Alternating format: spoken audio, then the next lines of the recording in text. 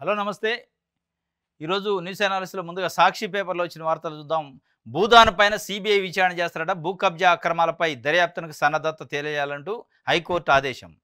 ఆరోపణలున్న వారంతా కీలక బాధ్యతలోని ఉన్నతాధికారులే. అందుకే నాగారంలో నా సర్వే నెంబర్‌లను నిషేధిత జాబితాలో పెడుతున్నాం. తదుపరి ఆదేశాలు ఇచ్చే వరకు ఆ భూములను బదిలీ చేయొద్దు. ఈ మేరకు అధికారులకు ఆదేశాలు జారీ చేస్తున్నాం. పిటిషన్ ఉపసంహరణకు రిజిస్ట్రీ అంగీకరించొద్దు. ఉన్నత న్యాయస్థానం కీలక ఆదేశాలు. విచారణ జూన్ 12కు వాయిదా పడ్డది. భూ కబ్జాలో 26 మంది ఉన్నతాధికారులు ఉన్నారట. సర్వే నెంబర్ ఇది ఎక్కడంటే ఈ భూ కబ్జా రంగారెడ్డి జిల్లా మహేశ్వరం మండలం నాగారం గ్రామంలో అట. Survey number 181, 182, 194, 195. రంగారెడ్డి జిల్లా మహేశ్వరం మండలం నాగారం అంటే సిటీకి అత్యంత దగ్గర, ఎయిర్పోర్ట్‌కి దగ్గరలో ఉంది. శంషాబాద్ ఎయిర్పోర్ట్‌కి అత్యంత సమీపంలో 181వ సర్వే నెంబరు, 182వ సర్వే నెంబరు, 194, 195 సర్వే నెంబర్‌లో 26 మంది ఐఏఎస్‌లు అంటే ఐఏఎస్ ఆఫీసర్ లాంటి వాళ్ళు, ఐపీఎస్ ఆఫీసర్ లాంటి ఉన్నతాధికారులు, పెద్ద పెద్ద లెవెల్‌లో ఉన్న ఆఫీసర్లు మొత్తం 26 మంది కబ్జా చేశారట. ఏం భూమి ఇది? భూదాన్ భూమి. భూదానం పేరుతోనే అప్పట్లో భూదానం చేశారు భూములు ఎక్కువ ఉన్నోళ్ళు. ఆ భూదానం చేసింది దేనికోసం? దేశం కోసం, జాతి కోసం, రాష్ట్రం కోసం, ప్రజల కోసం చేస్తే వీళ్ళొచ్చి కబ్జా పెట్టారట. దాన్ని కాపాడాల్సిన అధికారులే ఐఏఎస్ ఆఫీసర్లు. భూదాన భూమిని గింత కూడా ఎటు పోకుండా కబ్జా కాకుండా కాపాడాల్సిన ఐఏఎస్ ఆఫీసర్లు ఇవాళ నిట్ట నిలువున అడ్డంగా కబ్జా చేశారు. దానిపైన నేను హైకోర్టులో కేసు నడిచింది. హైకోర్టు చాలా సీరియస్ అయింది. భూదాన్ భూములపైన సిబిఐ ఎంక్వైరీ చేయాలన్నది. ఎందుకు సిబిఐ అంటే దీంట్లో ఉన్న వాళ్ళు టాప్ మోస్ట్ పెద్ద లెవెల్ ఆఫీసర్లు, కేంద్రానికి సంబంధించిన ఆఫీసర్లు కూడా ఉన్నారు. కాబట్టి సిబిఐ ఎంక్వైరీ చేయాలి దీంట్లో అని చెప్పి సిబిఐని ఆదేశించి సిబిఐకి నోటీస్ ఇచ్చింది. ఇస్తూ కూడా ఎవరైతే పిటిషన్ వేసిండో ఆ పిటిషనర్ కూడా పిటిషన్ని విత్డ్రా చేసుకోవడానికి కూడా అనుమతించొద్దు అన్నది. చాలా సీరియస్గా ఉంది. కానీ ఈ సీరియస్ మరి తుదదాకా ఉంటుందా? మధ్యలో డ్రాప్ అవుతారా? ఒత్తిళ్ళు వస్తే, లేదా ఇంకోటి వస్తే, లేదా బేస్ లేకపోతే ఏది పిటిషనర్ పైన నిజంగా పిటిషనర్కి ఒత్తిడి వస్తే తట్టుకోలేస్తారా? తట్టుకోలేని పరిస్థితులు ఉంటే హైకోర్టు ప్రొటెక్షన్ ఇవ్వలేస్తుందా అనేది కూడా ఇక్కడ ప్రశ్న. ఇది ఒక వార్త. రాష్ట్ర వ్యాప్తంగా భూదాన భూముల కబ్జా అక్రమాలపై దర్యాప్తు చేసి నిజాలు నిగ్గు తేల్చడానికి సిబిఐ విచారణ జరిపించాలని హైకోర్టు నిర్ణయించింది. దీనికి సన్నద్ధంగా ఉన్నారా లేరా అనే దానిపై వైఖరిని తెలియజేయాలని సిబిఐకి నోటీసులు జారీ చేసింది. ఆరోపణలు ఎదుర్కొన్న వారంతా కీలక స్థానాల్లోని ఉన్నతాధికారులని, వారిపై ఆరోపణలు కూడా అంతే తీవ్రంగా ఉన్నాయని వ్యాఖ్యానించింది. తీర్పు వెలువడే వరకు రంగారెడ్డి జిల్లా మహేశ్వరం మండలం నాగారం గ్రామంలో సర్వే నెంబర్ 181, 182, 194, 195లో భూములను నిషేధిత జాబితాలో చేర్చాలని అధికారులు స్పష్టం చేసింది. ఒక సామాన్య రైతు ఒక 20 కుంటలో, 30 కుంటలో, లేకపోతే ఎకరమో 2 ఎకరాల భూమి ఉంటే కష్టపడి తాతల తండ్రుల నుంచి సంపాదించుకుని దున్నుతూ ఉంటారు. అది రికార్డ్ ఏదో చిన్న మిస్టేకో, సర్వే నెంబర్ తప్పో, ఎక్స్టెంట్ తప్పో పడితే కాళ్ళ చెప్పులు అరిగిందాకా తిప్పుతారు దాన్ని సరి చేయాలంటే. అది అట్లా కాదు, ఇది ఇట్లా కాదు, అదిదే, ఈ కాగితందే, ఆ కాగితందే అని తిప్పి తిప్పి తిప్పి చివరికి ఆన్లైన్లో అప్లై చేసి చూద్దామంటారు. ఆన్లైన్లో అప్లై అయితే కరెక్ట్గా 1 ఇయర్ 2 సంవత్సరాలు గడిచిన తర్వాత రిజెక్టెడ్ అంటాడు. అది ఎవరు రిజెక్ట్ చేశారు, ఎందుకు చేశారు అనేది కూడా ఎవడు చెప్పడు. మాకు సంబంధం లేదు, పైన నుంచి రిజెక్ట్. పైన ఎవడు ఆకాశంలో ఉంటాడా? చెప్పరు. కానీ ఆ వ్యవస్థనంతా మానిటర్ చేసే రెవెన్యూలో ఉన్న ఐఏఎస్ ఆఫీసర్ లాంటి వాళ్ళు కూడా భూదాన భూములను కబ్జా చేశారట. ఇక హైకోర్టే ఏం చేయాలో తెలియని పరిస్థితుల్లో అసలు చేసిన మనం ఎవరినైతే ఈ భూముల్ని ప్రొటెక్ట్ చేయాల్సిన ఆఫీసర్లే కబ్జా చేశాక ఎవరితో ఇన్వెస్టిగేషన్ చేయాలా? ఢిల్లీలో ఉన్న సిబిఐ వాళ్ళతో చేయాలని సిబిఐకి ఆదేశాలు జారీ చేసింది. ఇది రాష్ట్ర వ్యాప్తంగా ఉన్న భూదాన్ భూములపైన సిబిఐ ఎంక్వైరీ ఉంటుందట. దీనికి సంబంధించి ఒక అతను పిటిషన్ వేసిండు. ఇది ఒక్క నిమిషం, పిటిషన్ వేసిన ఆయన పేరు కూడా ఉంది ఇక్కడ. పిటిషనర్ తరపున న్యాయవాది ఎల్ రవిచంద్ర అట వాదనలు వినిపించింది. మహేష్ అట, అంబర్పేటకు చెందిన బిర్లా మహేష్ హైకోర్టులో పిటిషన్ దాఖలు చేశారు. సీనియర్ ఐఏఎస్లు, ఐపీఎస్లు, స్థానిక పోలీసులు, రెవెన్యూ అధికారులతో కుమ్మక్కై నకిలీ రికార్డును సృష్టించి కోట్లాది రూపాయల విలువైన భూమిని కాజేసే చర్యలు చేపట్టారని, ఇప్పటికే కొందరు అనధికారికంగా భూములను బదిలీ కూడా చేయించుకున్నారు. సుమారు 26 మంది ఉన్నతాధికారులు కబ్జాలు ఉన్నందున ఈ అంశంపై సిబిఐ, ఈడీతో విచారణ జరిపించాలని విజ్ఞప్తి చేసినాడు పిటిషనరు మహేష్ మామూలు గట్స్ ఉన్నోడు కాదు. బిర్లా మహేష్ అట. పిటిషన్ వేస్తే హైకోర్టే దాన్ని ఇనిషియేటివ్ తీసుకుంది. 26 మంది పైన సిబిఐ ఎంక్వైరీ చేయాలి, మొత్తం రాష్ట్రంలో ఉన్న భూదాన భూములపైన కూడా వేయాలని గట్టిగానే వార్నింగ్ ఇచ్చింది. మరి ఇది ఎంతవరకు పోతుందో చూడాలి. కేసీఆర్ని చూసేందుకు జనం వస్తారు అని ఎవరు చెప్తున్నారు అనుకున్నారు? బీఆర్ఎస్ ఎమ్మెల్యే చెప్పట్లే. బీఆర్ఎస్ ఎమ్మెల్యే గెలిచి కాంగ్రెస్లో జాయిన్ అయ్యి అసెంబ్లీలో బీఆర్ఎస్ ఎమ్మెల్యేని అరే తురే అని మాట్లాడిన దానం నాగేందర్, ఖైరతాబాద్ ఎమ్మెల్యే, కారు గుర్తు మీద పిలిచి కాంగ్రెస్ పార్టీలో జాయిన్ అయ్యింది ఆయన. ఆయనకు మళ్ళీ ఇప్పుడు ఎందుకో ఈ మధ్యకాలంలో సుప్రీంకోర్టులో పార్టీ ఫిరాయింపుల కేసు పెండింగ్లో ఉంది. ఆ పెండింగు నరాలు దిగేటట్టు ఉత్కంఠ. అది ఏమైద్దో, ఉప ఎన్నికలు వస్తే మనం ఏడుంటాం, గాలిలో కలిసిపోదాం అని భయం ఏమో. మొత్తానికి ఆ భయానికి ఈ మధ్యకాలంలో మళ్ళీ కేసీఆర్కి అనుకూలంగా బీఆర్ఎస్ అనుకూలంగా అప్పుడప్పుడు స్టేట్మెంట్లు ఇస్తాను.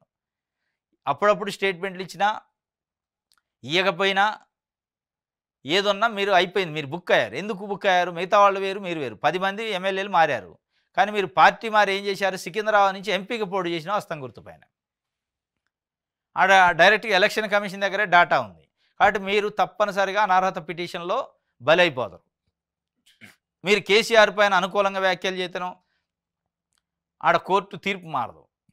కేసీఆర్ పైన బీఆర్ఎస్ పైన అనుకూలంగా స్టేట్మెంట్లు ఇస్తే కోర్టులో తీర్పులు మారవు. కోర్టులో తీర్పు రికార్డును బట్టి ఉంటుంది కాబట్టి రికార్డును బట్టి మీరు బలైపోతారు. దాంట్లో డౌట్ లేదు. అంటే అవకాశవాద రాజకీయాలు. అలా కేసీఆర్ ఓడిపోగానే, కేసీఆర్ ఉన్నప్పుడే అక్కడ ఎంజాయ్ చేసిండు పవర్ని. ఓడిపోగానే ఇది అయిపోయింది వానితోని కథం అని అవతల దోసేసి ఇంకోటితో జతగట్టి ఊకున్నవా పెద్ద పెద్ద డైలాగులు ఎత్తి అసెంబ్లీ సాక్షిగా నీ డైలాగులని తెలంగాణ ప్రజల ముక్కు మీద వేలేసుకున్నారు. ఇదేమి ఎమ్మెల్యే రా నాయన అని రౌడీ లెక్క మాట్లాడుతుండే అసెంబ్లీలో అనుకున్నారు. అట్లాంటిది మళ్ళీ అలా జనం కేసీఆర్ను చూసేందుకు వస్తారట జనం. ఈ నెల 27న బీఆర్ఎస్ పార్టీ నిర్వహించబోయే ఆవిర్భావ సభకు ఖైరతాబాద్ ఎమ్మెల్యే దానం నాగేందర్ 2 రోజుల క్రితం మీడియాతో మాట్లాడి కామెంట్స్ ఇప్పుడు సోషల్ మీడియాలో వైరల్గా మారాయి. సభ సక్సెస్ అవుతుందని అంతా అనుకుంటున్నారు, మీరేమనుకుంటున్నారని అడగ్గా, కేసీఆర్ను చూడాలని చాలా రోజుల నుంచి ప్రజలు నిరీక్షిస్తున్నారు కాబట్టి ఆయన చూసేందుకు జనం భారీగా వస్తారని భావిస్తున్నానని అన్నారు. అనంతరం ఆయన కంచె గచ్చిబౌలి వ్యవహారంపై మాట్లాడుతూ స్మితా సబర్వాల్ హానెస్ట్ ఆఫీసర్ అని, ప్రభుత్వంపై దోషపూర్వకంగా ఆమె ట్వీట్ చేసిందని తాను భావించట్లేదని చెప్పారు. తన కెరియర్లోనే మచ్చలేని సీనియర్ ఐఏఎస్ అధికారినిగా శాంతికుమార్ని కోర్టు జైలుకు పోతారా అని ప్రశ్నించడం ఆమెను అవమానించినట్టుగా తనకు అనిపించిందని తెలిపారు. ఓహో, మంచి మాట్లాడిన ప్రభుత్వానికి యాంటీగా ట్వీట్లు చేసిన స్మితా సబర్వాల్ మంచి ఆఫీసర్ అన్నాడు. శాంతికుమారి సిఎస్ గారిని సుప్రీంకోర్టు జైలుకు పోతావా అని అంటాం నాకు బాధ అనిపించింది. వీటన్నిటి కారణం రేవంత్ రెడ్డి అని నేను డైరెక్ట్గా చెప్తుండే. మరి రేవంత్ రెడ్డి డేకట్లేదా, పట్టించుకోవట్లేదా, పిలవట్లేదు తెలియదు. మొత్తానికి సక్సెస్ అయిద్దట. 27 నాడు వరంగల్లో బీఆర్ఎస్ సభ సక్సెస్ అయింది. కేసీఆర్ని చూడాలని ప్రజలు పరితపిస్తున్నారు అంటాడు. మరి ఆ ప్రజల్లో మీరు కూడా ఉండరా? ఆయన కాగితం ఇస్తే బీఫామ్ ఇస్తే గెలిచారు కదా. మరి మీరు కూడా ఏమైనా కేసీఆర్ని చూడాలని కోరుకుంటూ వరంగల్ పోతానరా? స్టేజ్ మీద మీరు ఉంటారా? మిమ్మల్ని ఎలో చేస్తారా? అసలు మీరు పోయే ఉద్దేశం ఉందా? అది ఏమైనా చెప్తే పోయేది.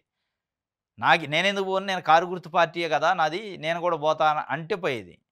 కేసీఆర్ని చూడటానికంటే జనాలు తాతాలు ఆడుతున్నారట. నిజంగానే తాతాలు ఆడితే ఉండొచ్చు, కానీ మరి దానం నాగేందర్ ఏమి ఆడుతున్నాడు? తాతాలు ఆడుతుండా? చూడాలనిపించలేదా కేసీఆర్ని?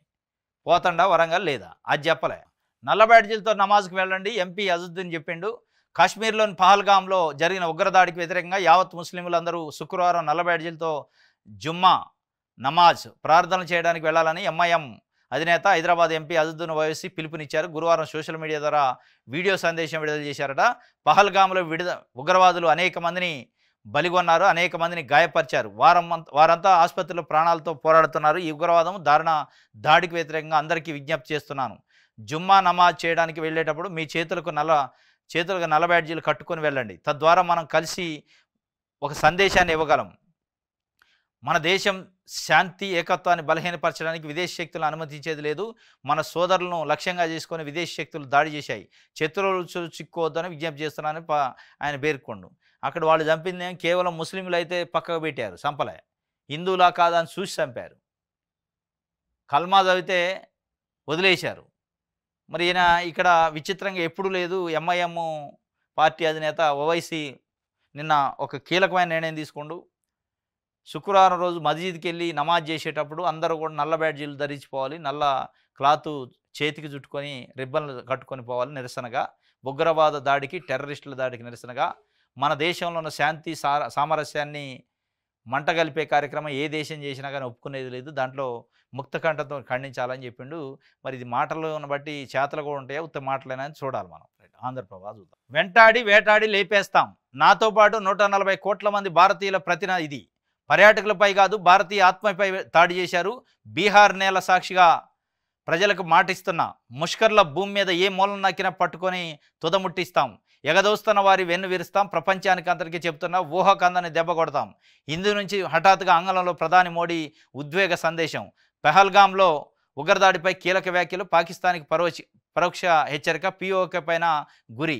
మోడీ హెచ్చరికల్లో రణ నినాదం, ప్రపంచానికి చాటి చెప్పిన మోడీ. ప్రపంచానికి అంతటికీ నేను చెబుతున్నా, ఉగ్రవాదులను వారిని ఎగదోస్తున్న వారిని ఊహకందని రీతిలో దెబ్బ కొడతాం. 140 కోట్ల మంది భారతీయుల ఆకాంక్ష నిజం చేసి చూపిస్తాం. వారు ప్రపంచంలో ఏ మూలన నక్కినా వెంటాడి వేటాడి ఏరేస్తాం. బీహార్ గడ్డ సాక్షిగా చెబుతున్నా, పహల్గాంలో జరిగిన క్రూరమైన దాడి కేవలం పర్యాటకులపై జరిగింది మాత్రమే కాదు, అది భారతీయ ఆత్మపై జరిగిన దాడి. అందుకు కారణమైన ముష్కరులను, వారి వెనక ఉన్న శక్తులను వదిలిపెట్టాం. మేము ఎలాంటి చర్యలు తీసుకుంటామో వారి ఊహకు అందదు. వెంటాడి వేటాడి లేపేస్తామంటాడు, ప్రపంచానికి చెప్తున్నా అంటాడు. చెప్పేటోడు చేయడు అనేది ఒక సామెత ఉంది. చేసేటోడు అని చెప్పడు, చెప్పేటోడు చేయడు. చేసేటోడికి చేతలతో చేసేటోడికి చెప్పటం ఎందుకు మరి? ఇప్పుడు చేసాక చెబితే పాయ. నువ్వు చేయాల్సిందేదో వెంటాడుతావో, వేటాడుతావో, వధిస్తావో, బంధిస్తావో, ఏం చేస్తావో చేశాక ఎస్ ఇగో ఇది మేము చేసినాం పహల్గాం దాడికి నిరసనగా అని చెబితే పాయ. ఈ రెచ్చగొట్టే వ్యాఖ్యల వల్ల ఏమైంది? ప్రపంచానికి చెప్తున్నా అన్నాడు. వాస్తవంగా పహల్గాంలో ఉగ్రదాడి జరుగుతుంటే టెర్రరిస్టులు టూరిస్టుల పైన వచ్చి దాడి చేస్తుంటే మరి మన నిఘా వ్యవస్థ ఎడిపోయింది? మన నిఘా వ్యవస్థ ఫెయిల్యూర్ అయినట్టుగా పూర్తిగా. దాదాపు కొన్ని వందల మంది పర్యాటకులు ఒక పెద్ద ఓపెన్ ప్లేస్లో ఉంటే అక్కడికి వచ్చి ఒక 5గురు తుపాకులతో వచ్చి దాడి చేస్తుంటే మన భద్రత ఎడిపోయింది, మన ఇంటెలిజెన్స్ ఎడిపోయింది, మన నిఘా ఎడిపోయింది. ఫెయిల్యూరే కదా. దానిపైన కూడా ప్రధానమంత్రి గారు ఎవరైనా ఇవ్వాలి, మన ఫెయిల్యూర్ ఏందనేది చెప్పాలి, భవిష్యత్తులో అట్లాంటి ఫెయిల్యూర్లు జరగకుండా చూసుకుంటామని చెప్పాలి. అది చెప్పట్లే. ప్రపంచానికి చెబుతున్నా, ఏ మూలన ప్రపంచంలో దాక్కొని ఉన్నా మేము పట్టుకొస్తాం అంటున్నాం. ఏడ పట్టుకొస్తారు మీరు?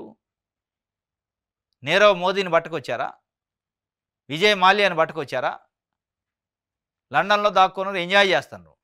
మరి వీళ్ళని పట్టుకొస్తారని గ్యారంటీ ఏముంది? అసలు మన దేశంలో ఉంటే ఇంకా ఉగ్రవాదులు ఉండరు, మళ్ళీ ఒక దాడి జరిగే అవకాశం ఉందని కూడా ఇంటెలిజెన్స్ చెబుతుందట. పట్టుకునరా? 3 రోజులు అయింది, ఒక్కడిని పట్టుకునరా? గుర్తించారా కనీసం?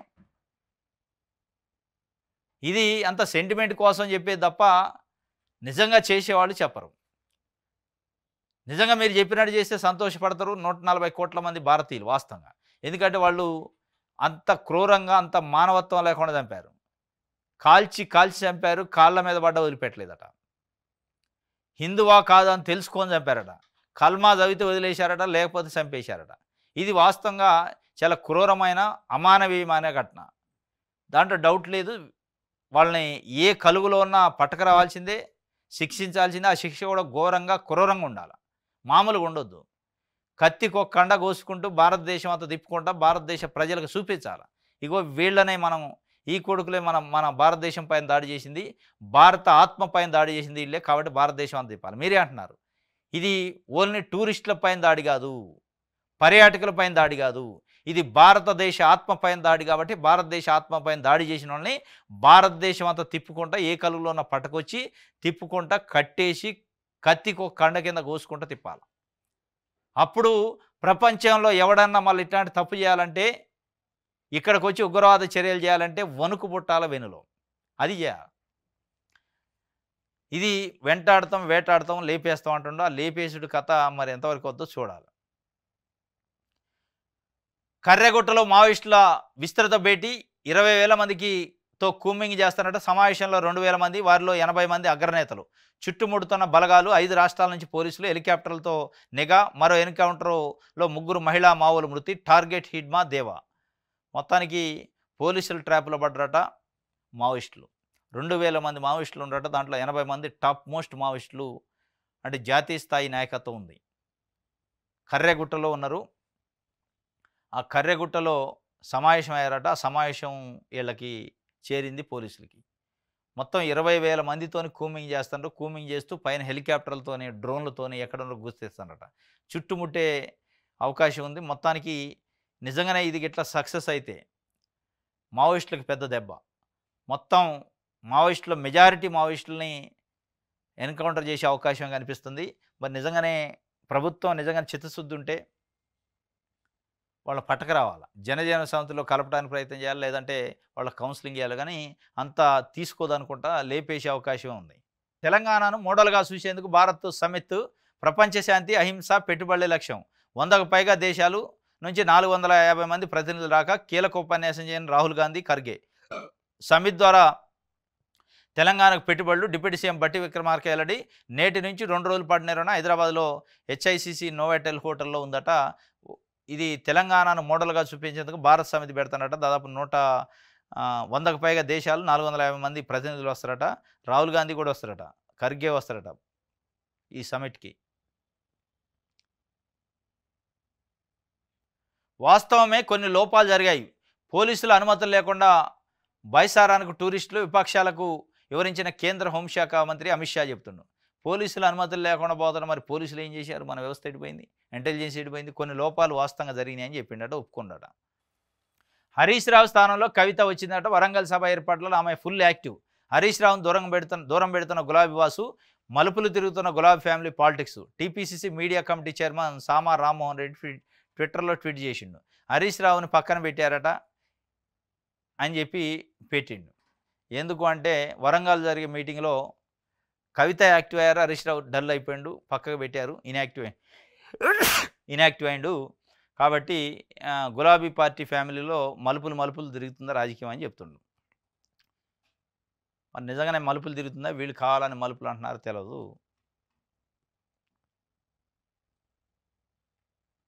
గులాబీ జనతా గ్యారేజ్లో కేటీఆర్ విలనైనా 25 ఏళ్ళు టీఆర్ఎస్కే చెప్పాలి Congress MLC Addanki Dayakar చెబుతుండు.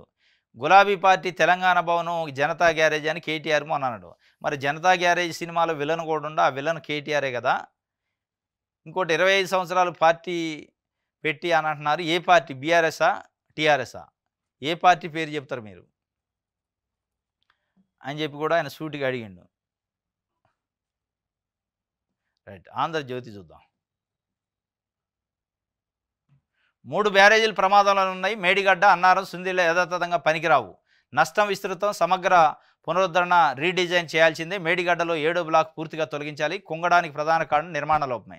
Secant files అమరిక సరిగా లేకే ఇసుక జారింది. భూపరీక్షలు లేకుండా నన్నారం, సుందిళ్ళ స్థలాలు మార్పు.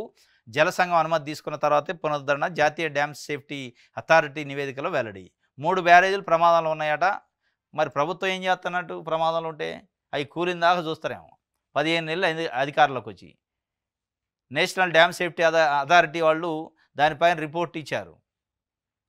ఫిబ్రవరిలో ఇచ్చారు. 3 నెలలు అయింది కేంద్ర ప్రభుత్వానికి. అది తెప్పించుకొని మరి ఏం చేయాలా? పునరుద్ధరణ ఏంది, దాన్ని రీమోడల్ చేయటం ఏంది, దాన్ని ఏమన్నా మరమ్మతులు చేయటం ఏంది చూసుకోకుండా సబ్సిడీ చేయకుండా ఉన్నట. 3 బ్యారేజీలు ప్రమాదంలో ఉన్నాయట. దాంట్లో అసలు ఒక 7వ బ్లాక్ అయితే పూర్తిగా తొలగించాలట. అవి కూలిన దాకా అరవకుండా ఉంటారు. ఎందుకు కూలిందంటే కేసీఆర్ వల్ల కూలిందని చెప్తారేమో. లేకపోతే ఎందుకు సబ్సిడీ చేయట్లే? మరి దానిపైన ఏదో ఒకటి చేయాలి కదా, యాక్టివిటీ ఉండాలి. అంత సీరియస్ ఇష్యూ అది. ఈనాడు చూద్దాం. మేడిగడ్డ 7వ బ్లాక్ పూర్తిగా తొలగించాల్సిందే. 3 బ్యారేజీల డిజైన్లు పునః పరిశీలన అవసరం. డిజైన్లు, నిర్మాణము, నాణ్యత నిర్వహణలో లోపాలు. రాష్ట్ర ప్రభుత్వానికి ఎన్డీఎస్ఏ తుది నివేదిక. ఆ తుది నివేదిక ఇప్పుడు ఫిబ్రవరిలో ఇచ్చింది. ఇప్పటికి మీరు కళ్ళు తెరిచారు. 3 బ్యారేజీలు కూలేటట్టు ఉన్నాయంటే 7వ బ్లాక్ అయితే పూర్తిగా తొలగించాలంటే కూలిన దాకా చూడకుండా తొందరగా పోండి. ఎందుకంటే 2024 ఆగస్టులో పెద్ద ఎత్తున పైనుంచి గోదావరికి వరద వస్తుంది. ఆ వరద వస్తుంటే పంపులు వేసి రిజర్వాయర్లు నింపాల్సిన ప్రభుత్వం నిద్రపోతుంది.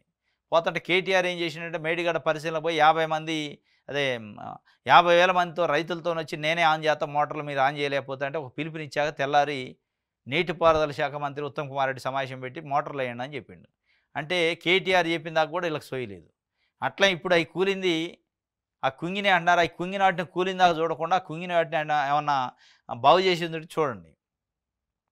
వాళ్ళు కొంగ కొడితే కూలగొట్టేది మీరైతారు. మళ్ళీ వాళ్ళు కొంగటానికి కారణం అయితే కూలటానికి కారణం కాంగ్రెస్ అయితే. ఇద్దరు కలిసి 1,00,000 కోట్ల రూపాయల ప్రజాదానాన్ని గోదావరిలో పోసినట్టు అయింది. అది కాకుండా కుంగినోడే కూల్చిండని చెప్పడానికి ప్రయత్నం చేయకుండా ఆ కుంగిందాన్ని ఏమైనా బాగు చేసే ప్రయత్నం చేయండి. ఇది మరీ గమ్మత్తుగా ఉంది. వరకట్నంపై ఒప్పంద పత్రం రాసిస్తేనే పెళ్లి. కూసుమంచిలో పీటల మీద ఆగిందట ప్రేమ వివాహం. అది ఏం ప్రేమ, ఏం పెళ్ళిరా నాయన. కట్నం తీసుకోవడమే చట్ట వ్యతిరేకమైన ఒక చట్టం ఉంది. వరకట్న నిషేధ చట్టం అని 1962లోనే ఉంటుంది అది. ఆ చట్టం ఉండంగానే ఇప్పుడు కట్నాలు నడుతూనే ఉన్నాయి అన్అఫీషియల్‌గా.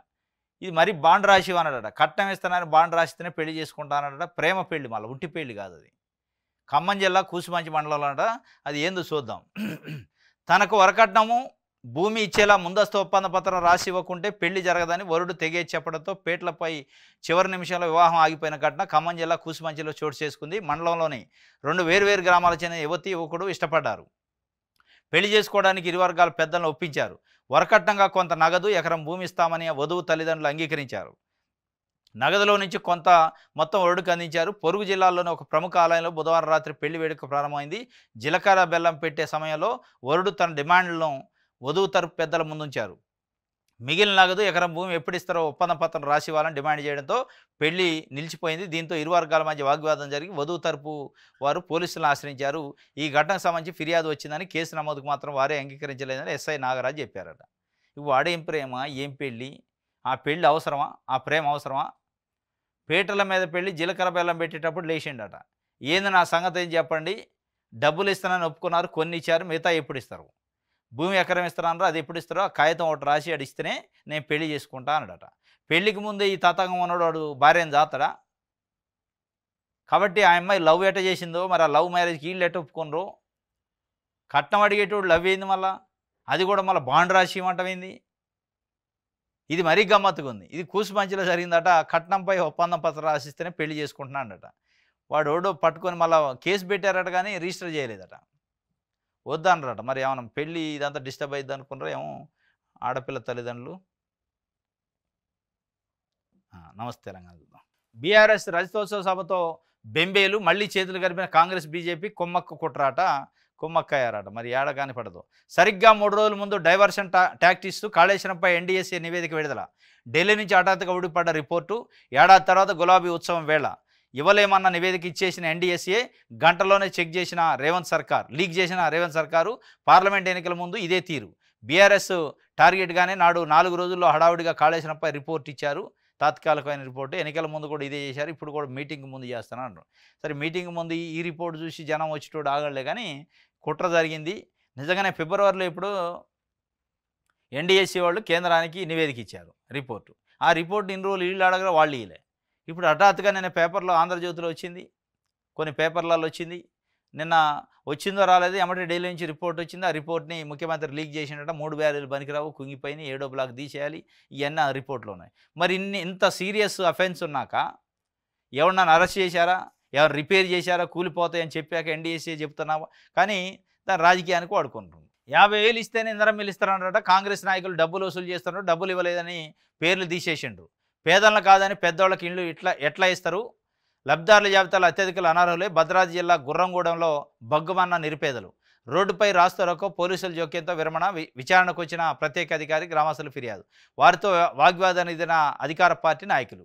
కాంగ్రెస్ వాళ్ళే వేధింపులు భరించలేక వెళ్ళిపోయా అని చెప్పి ఒక సెక్రటరీ చెబుతుండే. జీపీ సెక్రటరీ అంటే గ్రామ పంచాయతీ సెక్రటరీ ప్రియాంక అనర్హులకు ఇండ్లు ఇవ్వాలని దౌర్జన్యం, బానిసలా చెప్పినట్టు చేయాలని ఒత్తిడి. కలెక్టర్కి ఫిర్యాదు చేసినా లాభం లేకుండా పోయింది. అందుకే నేను వెళ్ళిపోయినా అక్కడ నుంచి. ఇందిరమ్మ ఇళ్ల ఎంపిక జాబితాపై నిలదీతట. మొత్తానికి అయితే ఇందిరమ్మ ఇళ్ళకి మనిషికి ఒక 50,000 వసూలు చేస్తానట. 5 లక్షలు వస్తున్నాయి, 50,000 ఇస్తేనే నీ పేరు పెడతా. అర్హతతో సంబంధం లేదు, కాంగ్రెస్ నాయకులు ప్రాసన్నం ఉంటే చాలు, వాళ్ళకి డబ్బులు ఇస్తే చాలు వస్తున్నాయని భద్రాద్రి కొత్తగూడెం జిల్లాలో ఇది జరిగింది, గుర్రంగూడెంలో అని చెప్పి ఒక వార్త వచ్చింది. దానిపైన అక్కడున్న సెక్రటరీ కూడా తట్టుకోలేని పరిస్థితుల్లో వెళ్ళిపోయిందట. డబ్బులు తీసుకొని పేర్లు రాయమంటున్నారు, నేను రాయనన్నాను, ఒత్తిడి చేశారు, ఒక బానిస లెక్క పనిచేయాలని చెప్తున్నారు అధికార పార్టీకి. దానిపైన కలెక్టర్ గారికి కంప్లైంట్ చేసిన, చర్యలు లేవు కాబట్టి వెళ్ళిపోయినని. 50,000 ఇస్తే ఇందిరమ్మ ఇల్లు అంటే, ఇందిరమ్మ ఇళ్ళ కథ మళ్ళా దళిత బంధు కథ అయింది కాంగ్రెస్కి. దళిత బంధు వల్ల బీఆర్ఎస్కి ఎట్లయితే వ్యతిరేకత వచ్చిందో, ఈ ఇందిరమ్మ ఇళ్ళ వల్ల వీళ్ళపైన కూడా వ్యతిరేకత స్టార్ట్ అయ్యింది ఇప్పుడు. మరి ఏం చేయదలుచుకున్నారో చూడాలి. ఇది ఈరోజు న్యూస్ ఛానల్స్. రేపు తాజా వార్తలతోనే తిరిగి కలుసుకుందాం. Thank you.